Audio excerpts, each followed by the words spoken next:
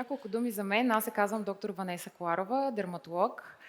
Завърших медицина в град Варна и продължих своя професионален път в УМБАЛ Токуда със специализация по кожни и венерически болести.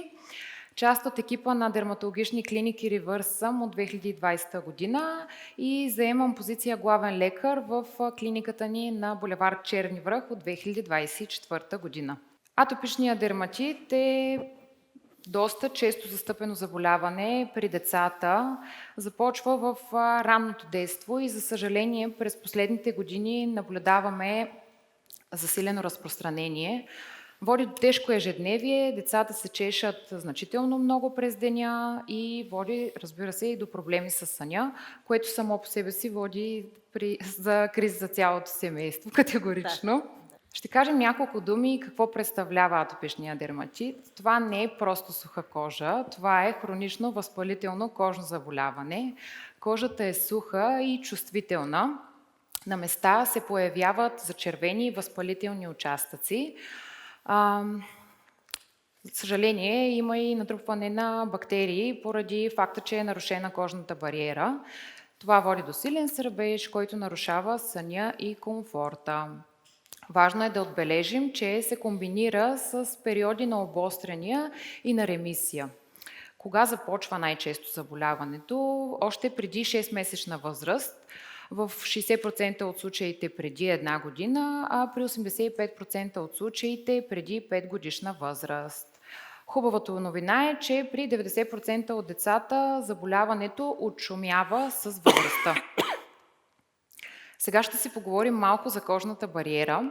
Нашата кожа е най-големият орган в човешкото тяло и можем да си представим кожата като една стена, като кожните клетки са тухлите, а цимента между тухлите са липидите. Имаме един важен протеин, който задържа тези клетки, слепнали една с друга, който се нарича филагрин. При децата с атопичен дерматит този протеин е в много ниско съотношение и се създават пролуки, през които кожата губи вода. През тези пролуки също могат да навлязат различни дразнители, бактерии и по този начин да се предизвика възпалението. Порочният кръг възпаление сърбеж. Защо? Защото когато кожата се изсушава, тя сама по себе си става чувствителна. Навлизат дразнители, които преминават през тези пролуки, които обясних, активира се имунната система и по този начин предизвикваме сърбежа. При атопичния дерматит кожната бариера е нарушена и това води до силно възпаление и чувствителност. И влизаме в един непрестанен цикъл на сърбеж, чесане, още увреждане, още сърбеж. И какво всъщност е важно? Трябва да възстановим тази кожна бариера, за да може кожата да е здрава. През различните периоди заболяването се проявява по различен начин. Преди една годинка обревите започват да се появяват в областта на лицето, по бузките, по челото, по скалпа, зачервяване и засушаване. След една година обривите започват да се появяват в областта на сгъвките на ръцете, в сгъвките зад колената и подмишниците и постепенно в годините се появяват и по шията, ръцете и краката. Следващото, което ще споделя е за атопичния марш. Това представлява последователност от събития, които могат да се появят при дечица с атопичен дерматит. Какви могат да бъдат те?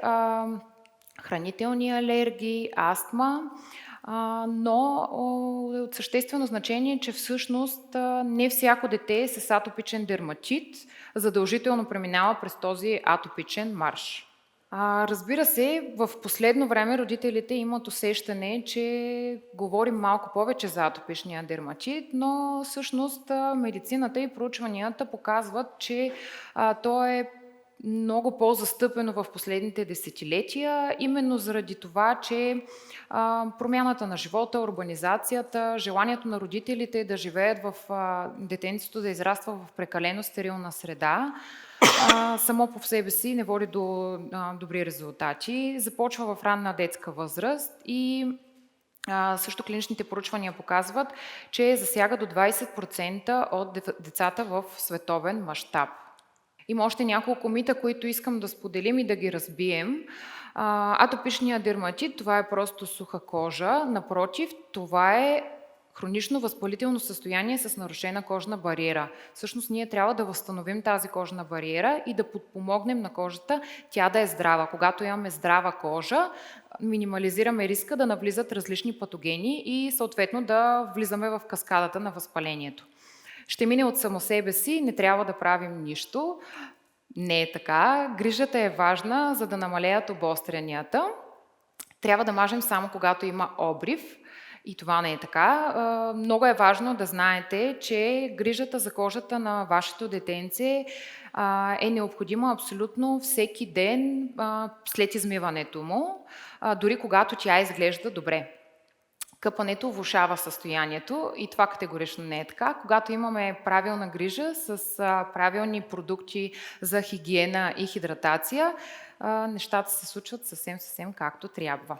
И какво е решението на Биодерма? Всъщност това отличава Биодерма, тяхната екобиология, защото те изучават кожата на много по-дълбоко ниво за нейната физиология и им позволява да подобрят качеството на своите продукти. След като разбрахме какво трябва да правим за кожната бариера, т.е. да я възстановим, следва как да го направим. Разбира се, че с правилния измивен продукт и с правилния хидратиращ такъв.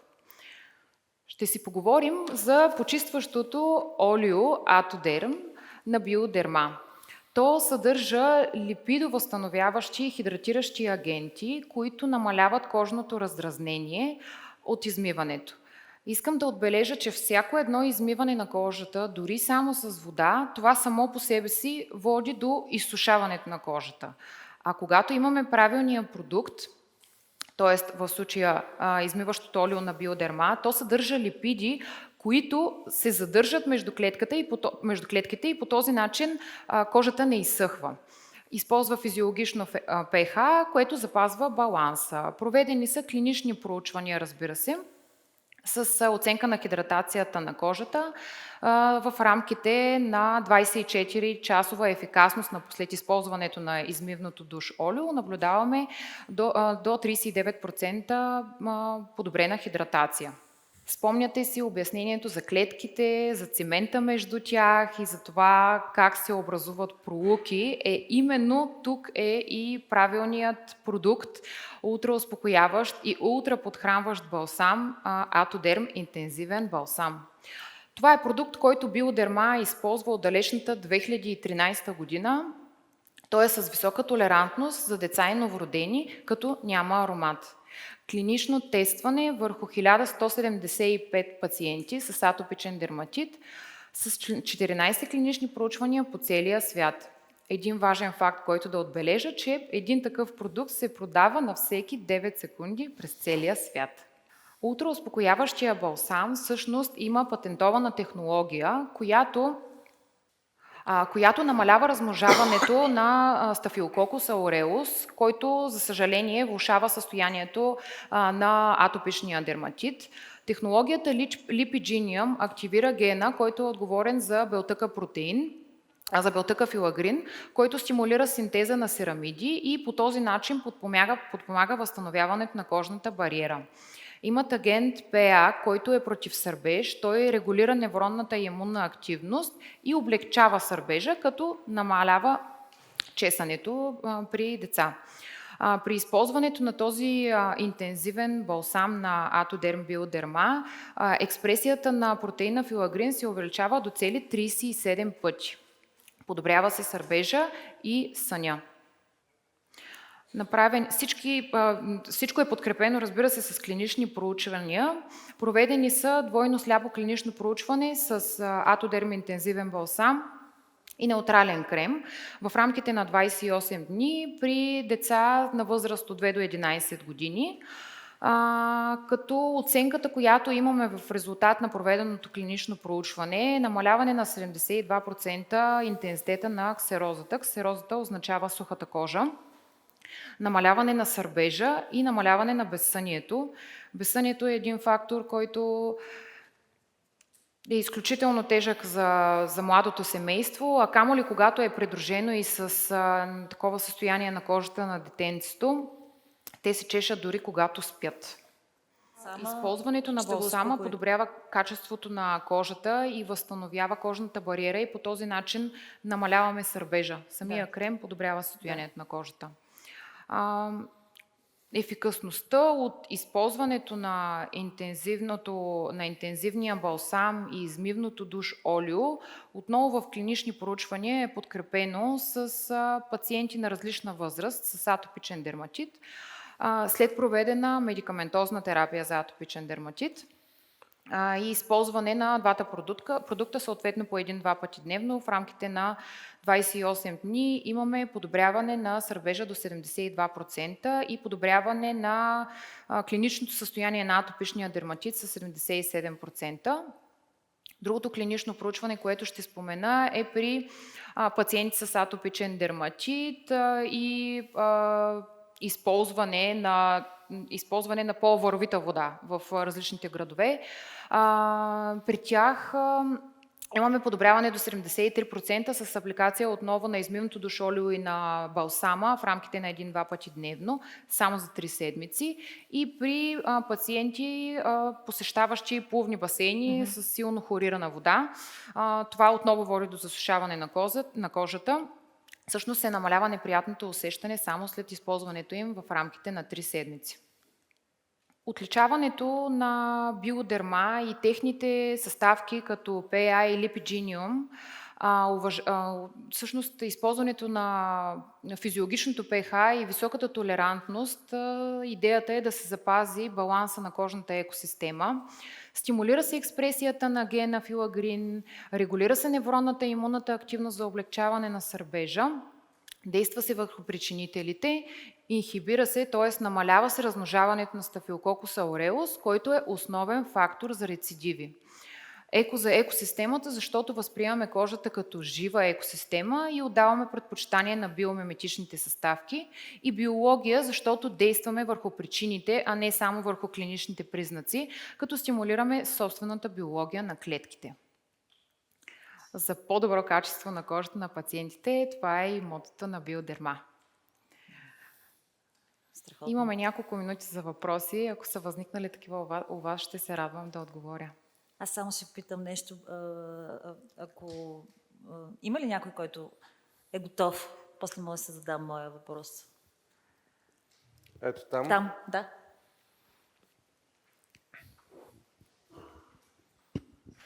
Здравейте! Основният ми въпрос е за продуктите за подсичане, които са на вазелинена основа. Какво ви е мнението за тях? Това са хубави продукти. Относно подсичането, за съжаление, там е хубаво да имаме няколко крема на различни марки. На вазелинова основа резултатите са доста добри. Пропуснах да кажа това, че аз също съм родител на малко дете и за мен е изключително важно всъщност грижата за кожата, както от страната на лекар, така и от страната на родител. Да, на вазелинова основа има много добра хидратация и намаляване на подсичането при малките дечица. Защото основният казус е, че масово ваши колеги ги отхвърлят като петролени всъщност продукти. Ами аз мога да кажа от своя опит, защото също съм използвала такъв за моето дете и на база сравняване с други продукти, няма да споменавам марки, защото не мисля, че има нужда, съм забелязала подобрение в състоянието.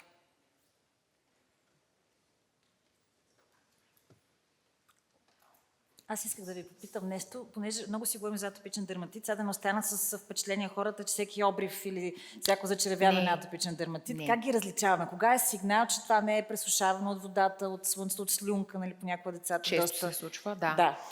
Ами, различаваме ги по начина, по времето, в което се показва този обрив. Те сами по себе си първо е зачервяване, след това настъпва едно леко засушаване и когато започнем да използваме нашата си нормална козметика, защото не всяко дете е с атопичен дерматит и ние не използваме козметика за атопичен дерматит и започнем да мажем 2-3 пъти дневно с нормалния крем и видим, че не се подобрява, тогава вече има нужда да посетим дерматолог, за да видим имаме ли някакво конкретно възпаление, атопичен дерматит ли е, в резултат на някаква алергия ли е, и тогава вече специалистът ще направи оценка на състоянието. Но първото нещо, което трябва да направим, преди да пристъпим към консултация с дерматолог, е да започнем 2-3 пъти дневно да хидратираме засегнатата зона.